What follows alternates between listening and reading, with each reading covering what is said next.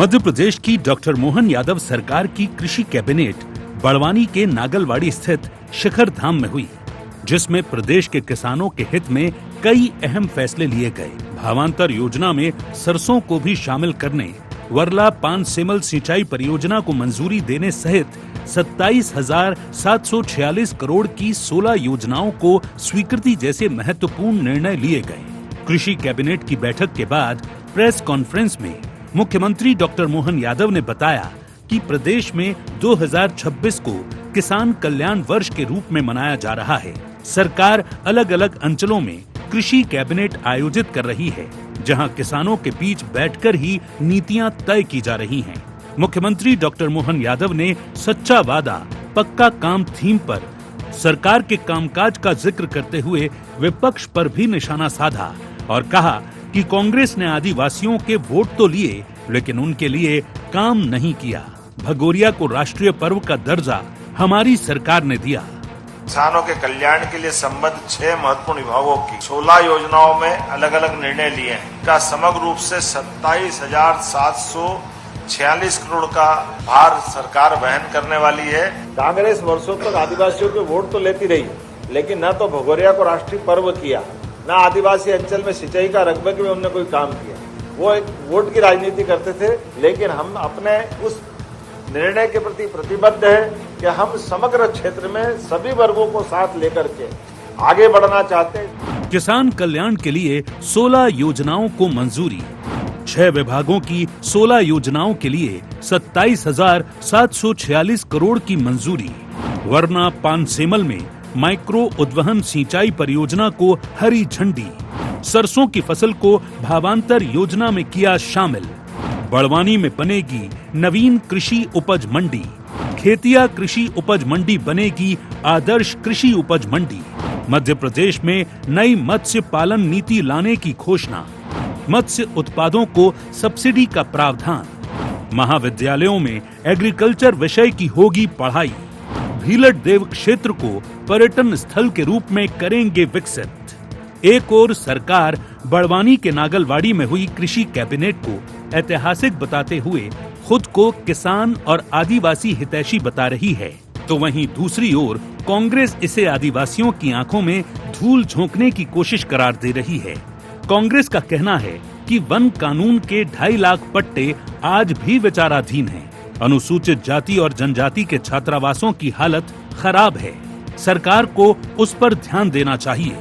Cabinet बैठक इसलिए हो रही है कि आदिवासी समाज के जो लोग हैं हमारे, उनकी आंख में धूल झोंकने की तैयारी हो रही है। मैं इस सरकार से ये पूछना चाहता हूँ कि मध्य प्रदेश में जो वन अधिनियम बना था, वन कानून बना था, उसके आज भी 2.5 लाख पट्टे विचाराधीन है, जिस पर सरकार कोई निर्णय नहीं कर रही है। मध्य प्रदेश में अनुसूचित जाति और जनजाति के जो छात्रावास हैं, किस दुरावस्था और दीनहीन अवस्था में अनुसूचित जाति जनजाति के बच्चे हमारे हॉस्टलों में मध्य प्रदेश में रह रहे हैं, जरा मोहन यादव जी आप उसकी भी चिंता करिए। कुल मिलाकर बड़वानी के नागलवाड़ी स्थित शिखर धाम में हुई कृषि कैबिनेट बैठक ने प्रदेश की राजनीति और विकास दोनों को नई बहस दे दी है। सरकार इसे किसान और आदिवासी हित में बड़ा कदम बता रही है, जबकि विपक्ष जमीनी मुद्दों को लेकर सवाल खड़े कर रहा है। अब नजर इस बात पर रहेगी कि 27,746 करोड़ की इन योजनाओं का लाभ कितनी जल्दी और प्रभावी तरीके से किसानों तक पहुंचता है। Bureau report IND 24।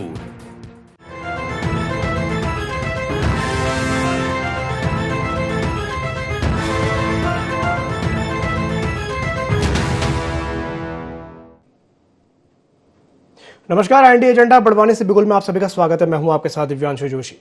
तो डॉक्टर मोहन यादव सरकार की कृषि कैबिनेट बड़वानी के नागलवाड़ी स्थित शिखर धाम में हुई, जिसमें प्रदेश के किसानों के हित में कई अहम फैसले लिए गए। भावांतर योजना में सरसों को भी शामिल करने, वर्ला पानसेमल सिंचाई परियोजना को मंजूरी देने समेत 27,746 करोड़ की 16 योजनाओं को स्वीकृति जैसे महत्वपूर्ण निर्णय लिए गए। कृषि कैबिनेट की बैठक के बाद प्रेस कॉन्फ्रेंस में मुख्यमंत्री डॉक्टर मोहन यादव ने बताया कि प्रदेश में 2026 को किसान कल्याण वर्ष के रूप में मनाया जा रहा है। सरकार अलग अलग अंचलों में कृषि कैबिनेट आयोजित कर रही है, जहां किसानों के बीच बैठकर की नीतियां तय की जा रही हैं। तो वहीं दूसरी ओर कांग्रेस इसे आदिवासियों के आंखों में धूल झोंकने की जैसी बात कह रही है। आज इसी विषय को लेकर के हम चर्चा करेंगे, लेकिन चर्चा करने से पहले जान लेते हैं क्या है आज के एजेंडा पॉइंट्स। बड़वानी में कृषि कैबिनेट करने के क्या है मायने? कैबिनेट के फैसलों से कितने सशक्त होंगे किसान? कृषि कैबिनेट का जमीन पर कितना होगा असर? कांग्रेस क्यों ऐसे बता रही है आंखों में धूल झोंकने की कोशिश? तो चलिए इन्हें कुछ पॉइंट्स को लेकर के चर्चा को विस्तार देते हैं। कुछ खास मेहमान हमारे साथ चर्चा में शामिल हो रहे हैं, आपका परिचय करा देते हैं। हमारे साथ चर्चा में जुड़ रहे हैं अजय धवले जी, प्रवक्ता हैं मध्य प्रदेश बीजेपी के। धवले जी, बहुत बहुत स्वागत है आपका IND24 में। हमारे साथ जुड़ रहे हैं जितेंद्र मिश्रा जी, प्रवक्ता हैं मध्य प्रदेश कांग्रेस के। जितेंद्र जी, आपका भी बहुत बहुत स्वागत है IND24 में। और हमारे साथ जुड़ रहे हैं कन्हैया लोधी जी, जो कि वरिष्ठ पत्रकार हैं। कन्हैया जी, आपका भी बहुत बहुत स्वागत है IND24 में। शुरुआत में अजय जी आपसे करना चाहूंगा। अजय जी, 27,746 करोड़ की योजनाएं सुनने में बहुत अच्छा लगता है और हम भी ये चाहेंगे कि भाई योजनाएं धरातल पर जल्द से जल्द उतरें, लेकिन जो बात कांग्रेस कह रही है, विपक्ष कह रहा है कि भाई आदिवासियों की आंखों में धूल झोंकने का काम सरकार कर रही है। वो कह रहे हैं कि भाई वन कानून के 2.5 लाख पट्टे आज भी विचाराधीन हैं और जो SC ST के जो हॉस्टल्स हैं उनमें छात्रों की स्थिति आप देख लीजिए। क्या कहेंगे? बाड़ी से जो मध्य प्रदेश की राजनीति में एक डिसिजिव शिफ्ट आया है, आदरणीय मुख्यमंत्री डॉक्टर मोहन यादव जी की सरकार ने गवर्नेंस एट डोर स्टेप, हम जिसको कहेंगे कि कहीं ना कहीं ग्रास रूट के गवर्नेंस को किस प्रकार से सरकार ने यदि महत्व दिया तो निश्चित रूप से नीतियां जो होती है जनमानस के हिसाब से बनती है, उसी का एक सुंदर उदाहरण देखने को मिला। जिस प्रकार से मध्य प्रदेश में डेस्टिनेशन कैबिनेट का चलन आदरणीय मुख्यमंत्री जी ने शुरू किया और कहीं ना कहीं क्षेत्र में विभिन्न क्षेत्रों में जाके वहां के लोगों के हिसाब से नीतियों को बनाना और फिर उसका क्रियान्वयन करना सरकार की प्राथमिकता है। आज की कैबिनेट में ये कोई रूटीन कैबिनेट थी, लगभग 27,740 करोड़ रुपए की, जिस प्रकार से आपने ओपनिंग रिपोर्ट में भी कहा कि इकोनॉमिक ट्रांसफॉर्मेशन की एक ब्लूप्रिंट था, जिसमें 6 विभागों की 16 योजनाएं जो कृषि आधारित है उसके लिए एक बजट का आउटले का प्रोविजन किया गया और जिसके निश्चित रूप से जिसके माध्यम से मध्य प्रदेश के किसानों की समृद्धि के लिए सरकार के प्रयास होंगे।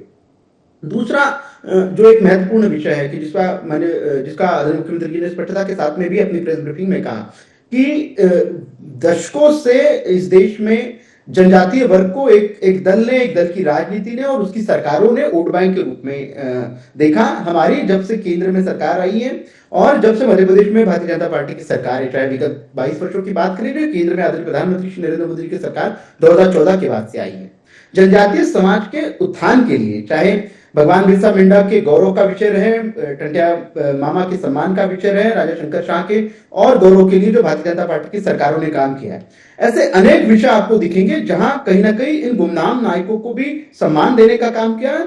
जो जनजातीय समुदाय था उसको मुख्य धारा में लाने के लिए, मेनस्ट्रीमिंग करने के लिए प्रधानमंत्री जनधन जैसी योजना का क्रियान्वयन हो, चाहे प्रधानमंत्री जनधन के माध्यम से उनके बैंक खाते सुनिश्चित करना हो, आयुष्मान योजना के माध्यम से उनके लिए हेल्थ कार्ड बनाने का विषय हो, या जो एक बहुत महत्वाकांक्षी प्रकल्प आदरणीय प्रधानमंत्री जी ने शुरू किया है कि सिकल सेल एनीमिया उन्मूलन के लिए जो भारत सरकार की महत्वाकांक्षी योजना है उसके माध्यम से मध्य प्रदेश में जो 1 करोड़ लोगों का स्क्रीनिंग करने का काम, कहीं ना कहीं हमारी सरकार ने इंश्योर किया है कि जनजातीय समुदाय को जिन्होंने वोट बैंक समझा था उस वोट बैंक से आगे निकलकर जनजातीय समुदाय के कल्याण का काम। तो जैसा कि श्रद्धेय अटल जी की सरकार ने देश में पहली बार जनजातीय समुदाय के लिए अलग से सेपरेट मिनिस्टर, सेपरेट बजट आवंटन का जो प्रचलन शुरू किया था। एक दौर था मध्य प्रदेश में जब समग्र रूप से दिग्विजय सिंह की शासनकाल के समय 23,000 करोड़ रुपए का मध्य प्रदेश का बजट होता था। इसी वर्ष के बजट की यदि बात करें तो समग्र रूप से मध्य प्रदेश के जनजातीय समुदाय के कल्याण के लिए जितनी भी कल्याणकारी योजना है, लगभग 40,000 करोड़ रुपए का आउटले हमारी सरकार ने प्रोविजन किया। तो आपको एक सरकार की विजन और एक सरकार की दृष्टि का स्पष्ट से परिचय होता है कि किस प्रकार से उस समाज को मेनस्ट्रीम करना और उस समाज के ध्यान में रखकर नीतियां बनाई।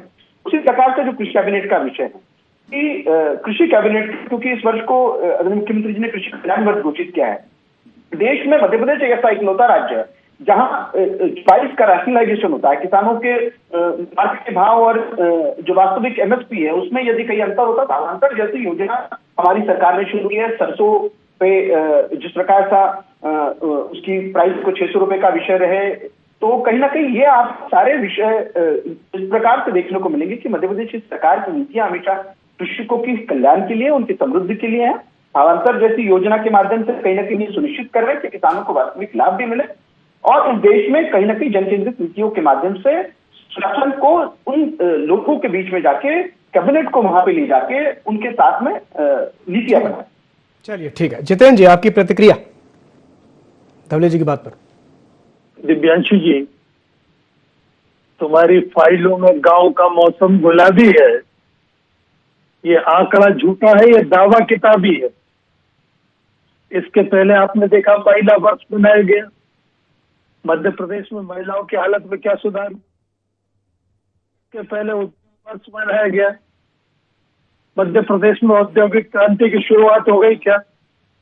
भारतीय जनता पार्टी के मेरे मित्र को सुन रहा था, ऐसा लग रहा है कि मध्य प्रदेश में जब से मोहन यादव बने हैं, जब से ही विकास की शुरुआत हुई है, लगातार झूठ बोलने का काम करने वाली भारतीय जनता पार्टी। आज उन्होंने कहा कि बड़वानी में बनेगी किसक उपज मंडी। आपको मैं एक बात याद दिलाऊं, भारतीय जनता पार्टी की सरकार में मेरे सामने एक मंच पर बाड़ी नगर रायसेन जिले में आता है, उसको मुख्यमंत्री ने कृषि उपज मंडी बनाने की घोषणा कर दी। 1 महीना हो गया, 6 महीने हो गए, 1 साल बाद जब वो प्रतिनिधिमंडल उस गांव का गया, उस शहर का गया, मुख्यमंत्री ने कहा वो तो मैंने झूठ बोला था, आप लोगों के दबाव में मैंने घोषणा की थी, कहीं कोई मंडी बनाने का प्रस्ताव नहीं। ये आज आप उस शहर में सर्वे कर सकते हैं, सारे लोग बता रहे हैं। क्या विश्वास किया जाए इस सरकार पर? आपको आश्चर्य होगा, बरला पानसेमल की मंडी सिंचाई परियोजना हेतु आपने पैसा मंजूर कर दी। पैसा लाओगे कहां से, ये भी तो बताना पड़ेगा ना। जितना राजस्व आ रहा है वो आपका किस्त ब्याज देने में जाएगा। 5 लाख करोड़ के कर्जे में मध्य प्रदेश को डुबो दिया।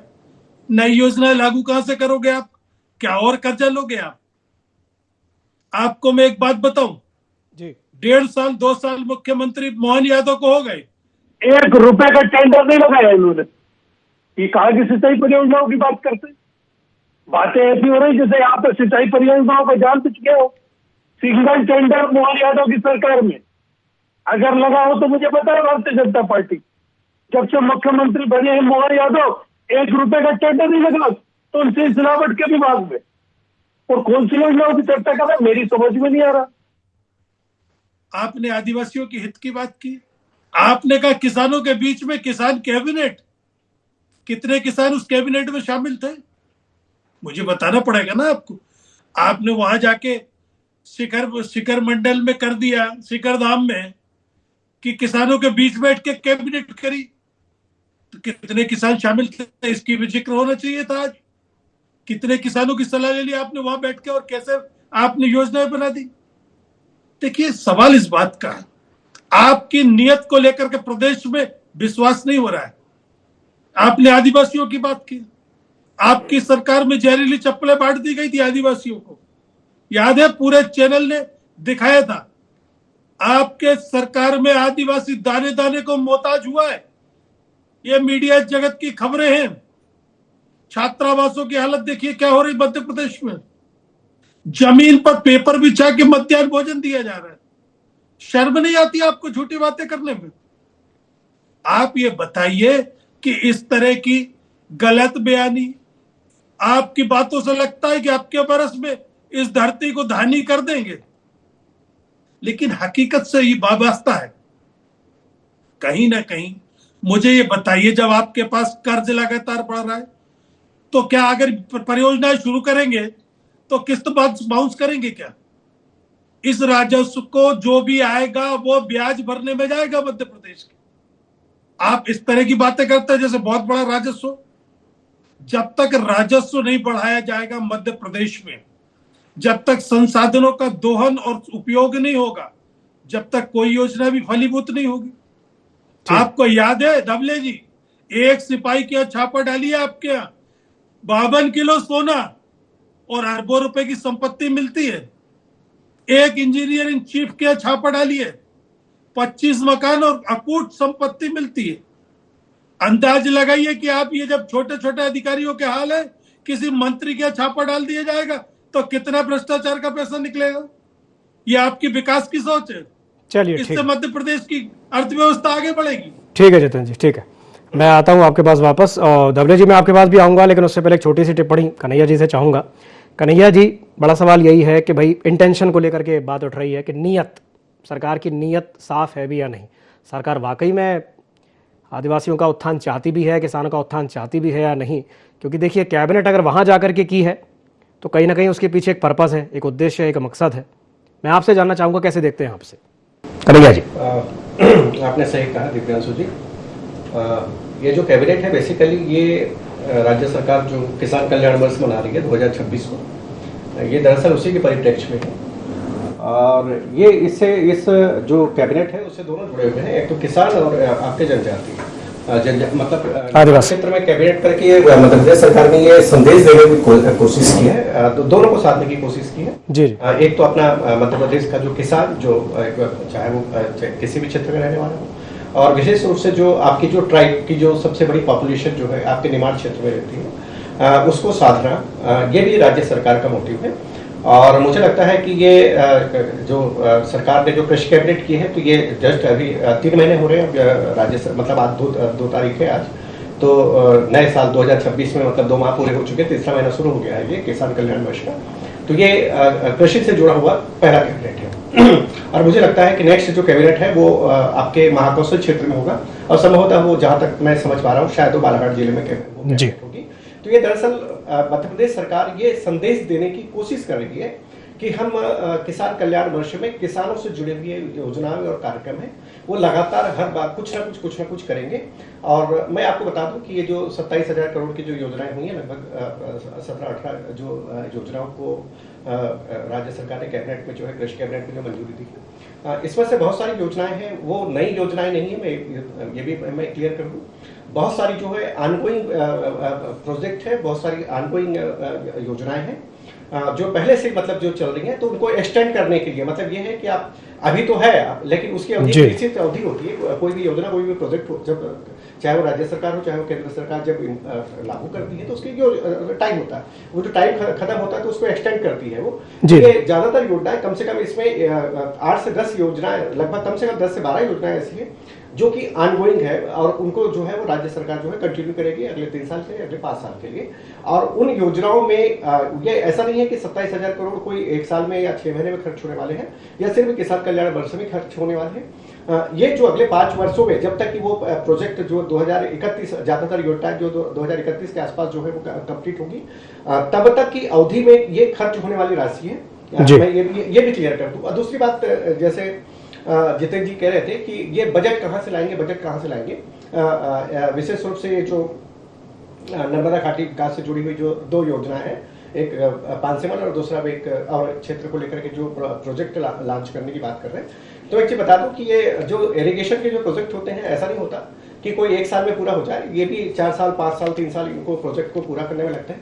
अब सबसे पहले यदि कोई नया प्रोजेक्ट आता है तो उसके लिए हेड बनाना पड़ता है, मद बनाना पड़ता है। तो मद बनाने के लिए कोई ऐसा नहीं है कि मतलब कोई बहुत ज्यादा राशि का प्रोविजन करना पड़ता है, 1,000 रुपए और 1,000 रुपए 100 रुपए इस तरह से वो मद खुलती है, नया अपना एक नया मद बनाती है, एक हेड बनाती है राज्य सरकार ताकि उसमें बजट प्रोविजन कर सके नेक्स्ट बार।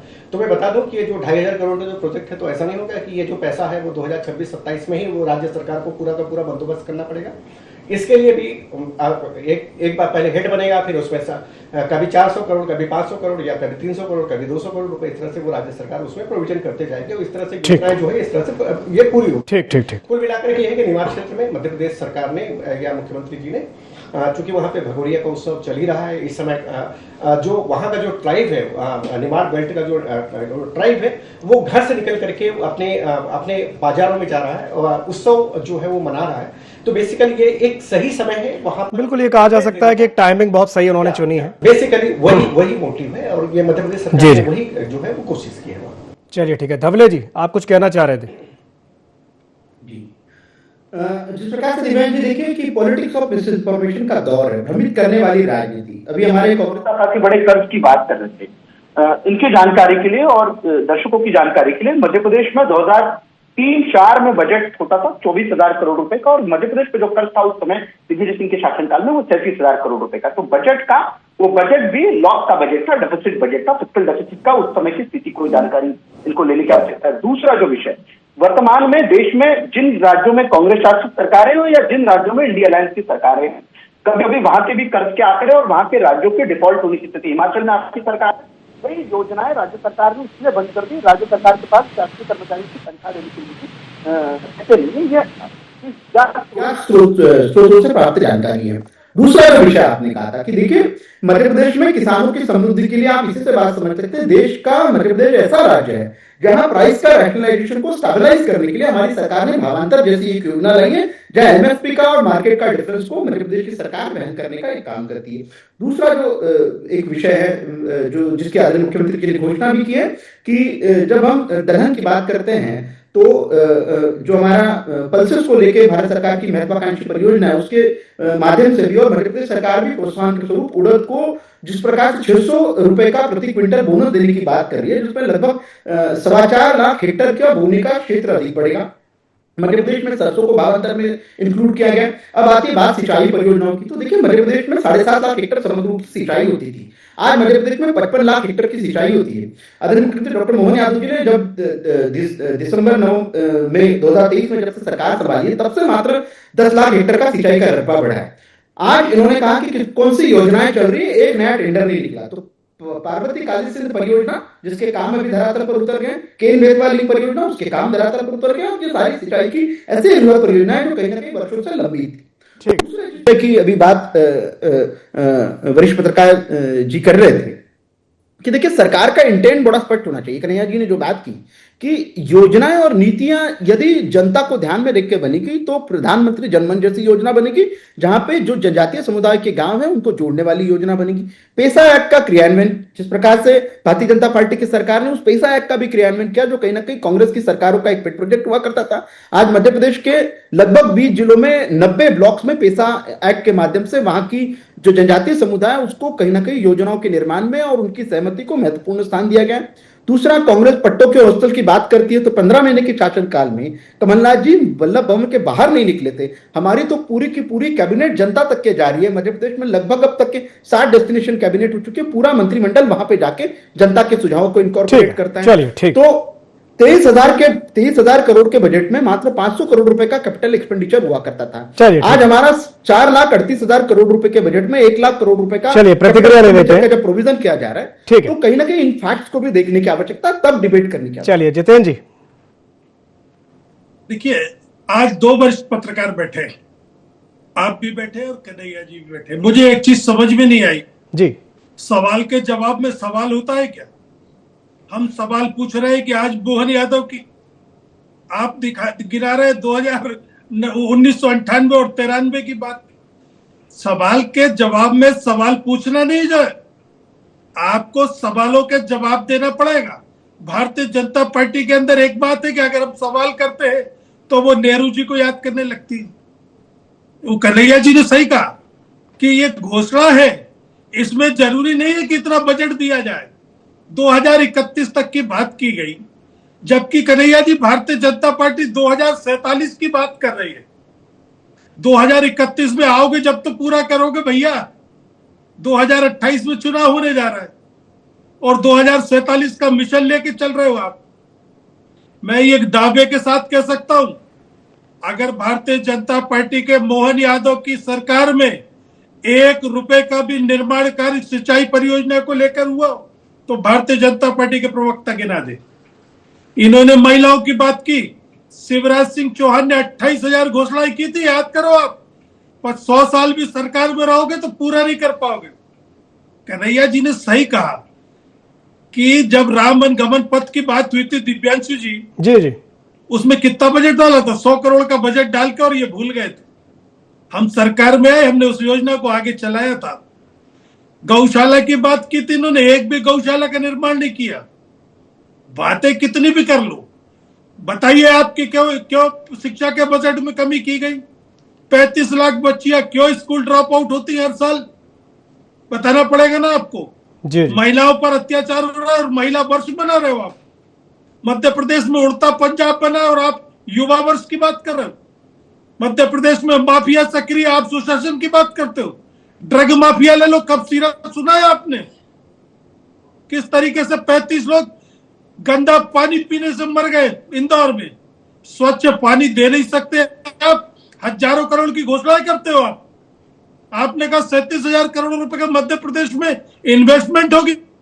श्वेत पत्र जारी करके बता दीजिए आपकी कितने लोगों को रोजगार दिया। चलिए जवाब ले लेते हैं। रोजगार आपने काफी सारे सवाल दाग दिए हैं जितेंद्र जी। जी जवाब दीजिए धवले जी जल्दी से जी, क्योंकि समय की कमी जी इनको इनकी 3 राज्यों में सरकारें हैं। कभी मध्य प्रदेश का हिसाब किताब, मध्य प्रदेश में आप जिस प्रकार की बातें करते हैं उसको लेके और मध्य प्रदेश का और आपकी राज्य सरकारों का इतिहास लेकर उठाकर बैठ के देख लीजिए। हम तो आपके दिग्विजय सिंह के शासनकाल को आपसे कंपेयर करा रहे हैं कि कहीं ना कहीं एक बेंचमार्क होगा कि कांग्रेस का जो कुशासन था, कांग्रेस का वादा खिलाफी और विश्वासघात का इतिहास। आप घोषणाओं की बात कर रहे हैं। राहुल गांधी जी उंगलियां गिना के गए थे 1 2 3 4 10। राहुल गांधी जी की घोषणा को आप क्या मानते हैं? आपका सर्वोच्च नेता मध्य प्रदेश में आके घोषणा करके गया था कि मुख्यमंत्री बदल दूंगा यदि मध्य प्रदेश के किसानों का दिव्यांशु जी ने कर दिया। ये डिबेट को डिरेल करने की कोशिश कर रहे हैं। मेरे सवालों का वर्तमान की बात कीजिए ना, आप पीछे की बात करना शुरू कर देते हैं। मध्य प्रदेश की जनता ने 2023 के विधानसभा चुनाव में दिव्यांश जी कांग्रेस को उनके वादा खिलाफी और विश्वासघात के लिए उत्तर दिया है। मध्य प्रदेश की जनता ने 2024 के लोकसभा चुनाव में कांग्रेस को वादा खिलाफी और विश्वासघात का उत्तर 2700 रुपए क्विंटल में गेहूं खरीद लिया किया है। ये 3100 रुपए क्विंटल में धान खरीदा आपने। जनता का जनादेश 6000 रुपए में सोयाबीन खरीदा आपने। जनता का वादा तो यही किया था ना जितेंद्र जी। इस प्रकार से भ्रमित करने से जनता भ्रमित नहीं होती। चलिए ठीक है जितेंद्र जी धवले जी ठीक है अंतिम टिप्पणी ले लेते हैं, छोटी सी सारगर्भित टिप्पणी ले ली जाए कन्हैया जी की, फिर चर्चा को समाप्त करेंगे। जी कन्हैया जी, दोनों की अपने अपने दावे हैं। जब भी बीजेपी प्रवक्ताओं से पूछा जाता है तो वो अक्सर पुरानी उपलब्धियों को कंपेयर करना शुरू कर देते हैं, लेकिन वर्तमान की स्थिति का क्या? मैं चाहूंगा कि आप छोटी सी टिप्पणी करें, उसके बाद चर्चा को समाप्त करेंगे। जी कन्हैया जी। ये जब भी मैं डिबेट में देखता हूं तो यही वाली बात आती है। बीजेपी जब भी होती है तो वो 2003-4 का स्टेटस लेकर के, दिग्विजय गवर्नमेंट के स्टेटस लेकर के बैठ जाते हैं जी। और कांग्रेस जो है वो लगातार सवाल पूछती है प्रेजेंट स्टेटस को लेकर के। और ज्यादातर मैं देखता हूं कि कर्ज बहुत ही बर्निंग सब्जेक्ट होता है। बिल्कुल। जब भी कोई इशू होता है तो कर्ज और जो इंफ्रा को लेकर के, इंफ्रास्ट्रक्चर में जो है, अब भोपाल का ये जो यूटर्न वाला जो सड़क बना है ना, तो उसको लेकर के काफी चर्चा होती है। 2-3 घटनाएं हुई हैं सड़कों के और ब्रिज वगैरह के डैमेज होने की, ये भी एक इशू आता है। और ज्यादातर मामले में एक तो आपका छिंदवाड़ा वाला मामला आता है जी कि बच्चों की मौत हो गई। ठीक इधर अभी ताजा मामला आ गया। बिल्कुल सही कहा आपने। जी। तो मुझे लगता है कि ये मुद्दे तो खैर ये है जिन पे कि सवाल विपक्ष पूछे, लगातार पूछे, इसमें कोई बिल्कुल सवाल पूछना अधिकार है और जी का बिल्कुल मतलब उसका जायज अधिकार है और जवाब देना भी जरूरी है। केवल ये जवाब भी आना चाहिए। हम सिर्फ पुरानी स्मृतियों को दोहरा करके या पुराने घटनाक्रम या पुराने 25 साल पहले का घटनाक्रम करके हम सारी अपनी जो निगेटिविटी है उसको अपन ढाक देंगे, ऐसा मुझे लगता है कि वो संभव नहीं है। इसलिए मुझे लगता है कि कई मामलों में जो है जी समय की कमी है, तो चलिए चर्चा को समाप्त करना पड़ेगा। बहुत बहुत धन्यवाद आप तीनों मेहमानों को हमारे साथ जुड़ने के लिए, चर्चा में शामिल होने के लिए। तो समय की बाध्यता के चलते इस चर्चा को मैं समाप्त करता हूं। बने रहिए ID24 के साथ। नमस्कार।